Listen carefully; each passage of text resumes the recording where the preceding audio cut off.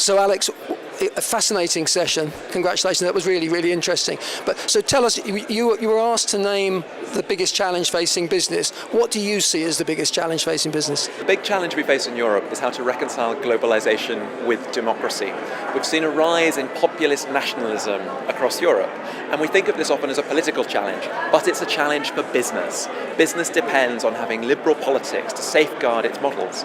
We need the movement of goods, services, capital, and labour, and all of that is threatened by anti-immigration policies, anti-trade policies, protectionism. And business can do something about that. If we adopt inclusive policies and inclusive responses, we can overcome the dynamics we've seen in Brexit, in the Trump election, but also the challenge we face of a shift towards sovereignty and nationalism. Okay, now are you talking about lobbying? Are we talking about lobbying, or are we talking about something more fundamental, something something that goes right to the heart of business here? I'm not talking about lobbying per se, although that can be done. I'm talking about changing the way we do business, shifting the way in which the core business engages with the project of inclusive globalization, engaging with immigration, engaging with employing refugees, engaging with refugees as a source of innovation, as supply chain opportunities, supporting the integration project of people who come to Europe, ensuring that we engage with communities on our doorsteps who may not be our customers, may not be our shareholders, but whose mandate we need politically to support a project of inclusive globalization politically in a way that undergirds everything we do as business leaders.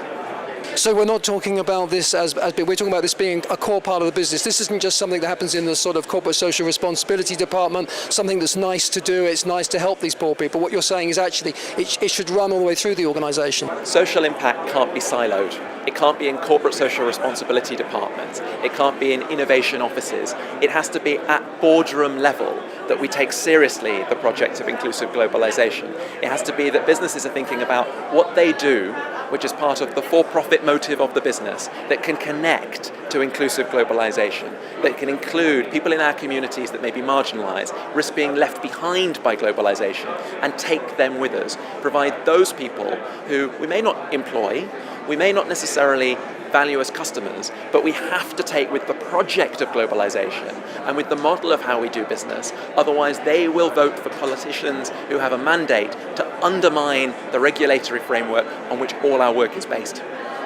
Okay, now Thinkers 50, we're not just about ideas, we're very much ideas into action, so we're going to get practical now. I'm going to ask you to be practical. What can a manager do, what can a CEO do tomorrow to start this process? Now, I think you mentioned IKEA, you mentioned a couple of interesting examples. Can you perhaps tell us a little bit about that? Let's take a specific example at the heart of this clash between globalization and democracy: refugees. Refugees are not just a vulnerable population. They have capacities, they have skills, they have agency. They often can't access work because of language barriers, because of training barriers, because their qualifications aren't recognized. But business can identify opportunities to employ refugees as labor, to look to supply chains, to look at the innovation that comes from a population that's had to travel long distances, adapt to new markets, adapt to new regulatory environments. We can take that talent, nurture it, and see the refugee challenge as one from which businesses can make money while doing good. I've worked on an example of that, a project in Jordan to create work for refugees, Syrian refugees, alongside the host populations in industrial zones. We've shifted the political framework to create 40,000 new work permits. It's at the start. Businesses are starting to invest, but to do that, they've got to recognize the opportunity as well as the social challenge. And history tells us, of course, that refugees and immigrants are some of the great entrepreneurs. This is kind of documented, and America of all countries should know that. Yeah, I mean, if we look at the top multinational corporations operating in the US, a huge number of their executive, particularly CEOs, are first or second generation immigrants. Even if we look at those who are fleeing political persecution or war as refugees, we've only got to look at examples like Einstein, Rita Ora, to see that these are very talented people who we shouldn't marginalize, who we shouldn't just see as a burden on our societies, but are a chance for business to be transformative and benefit at the same time.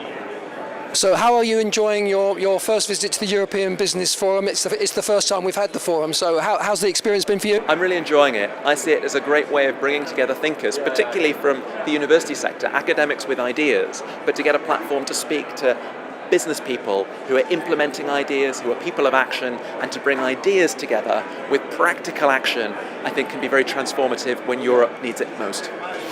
Fantastic. One more question. Globalization. I mean, you're seeing it you're seeing some of the consequences of this unfortunate backlash, if you like.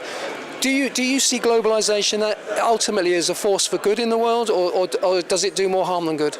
I see globalization as almost unequivocally a force for good. Most of our economic growth, our development opportunities have come from a global division of labour, from specialisation and comparative advantage, from the movement of migrants across borders. Migration is economically good on aggregate for societies. Yes, some people in societies may be marginalised by large numbers of low-skilled immigrants, but all of these factors are on aggregate good for our societies. The challenge is to reconcile economic benefits with political pushback. And to do that, we have to take people with us and ensure the benefits are shared more equitably in a way that works for business and our electorates.